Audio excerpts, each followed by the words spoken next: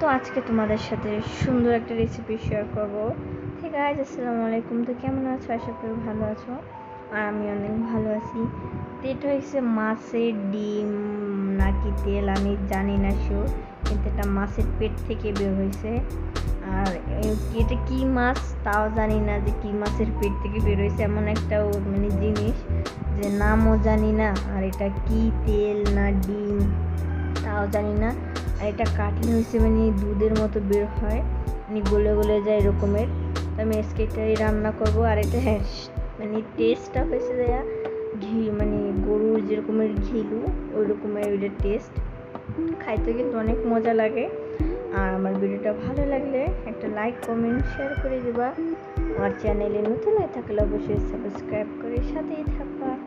তো এটা আমি আজকে রান্না করতেছি। এখানে আমি পেঁয়াজ, রসুন, তারপরে হালকা একটু আদা, এগুলো দিয়ে আমি ভালো করে এটা ভেজে নিছি। এখানে একটু গরম মশলা দিছি, দুইটা দারচিনি, মানে দুইটা এলাচ, একটা দারচিনি দিয়ে করছি। আর তোমরা এই জিনিসটার নাম জানলে অবশ্যই কমেন্ট করে জানাবা।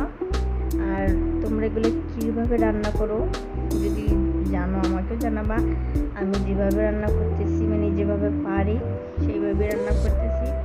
এখানে আমি যে মশলা দিয়ে দিছি, মশলার মধ্যে আমি জিরার গুঁড়ি, তারপর হলুদ, মরিচ, লবণ, এটা দিয়ে আমি 2 মিনিট পর্যন্ত কষাই নিছি যাতে এটা গন্ধটা না আসে। তারপর এটা কষানোর পর আমি একটু হালকা পানি দিয়ে এগুলোরেও ভালোভাবে কষাইতে হবে, মানে একদম ভুনা ভুনা করতে হবে। পানিটুই তো পুরোটুকু কষাইয়ে শুকাইতে হবে। এখানে তো আমি এই যে বড় বড় পিস করে কাইটে রাখছি, এগুলারে এখন খুন্তি দিয়া ইচ্ছা মতো গুতাইয়া গাতাইয়া এগুলারে ছোট ছোট করতে হবে। এগুলো আমি যে নাড়াই চাড়াই এরকম করে দিচ্ছি, কারণ আগে যদি আমি কুচাইতে যাই তাহলে এটা হচ্ছে মানে পুরো গলে যাবে।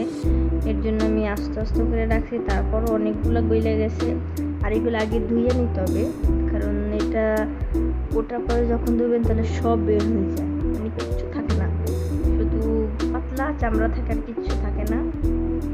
তো এখানে এই যে আমি গুতাই গাতাই এগুলো সব ছোট ছোট করে যে ভুনে নিতেছি। মানে এত পরিমাণ কষাইতে হবে, মানে কষাতে কষাতে সাইড দিয়ে পাশ দিয়ে মাঝখান দিয়ে পুরো তেল বের হয়ে যাবে।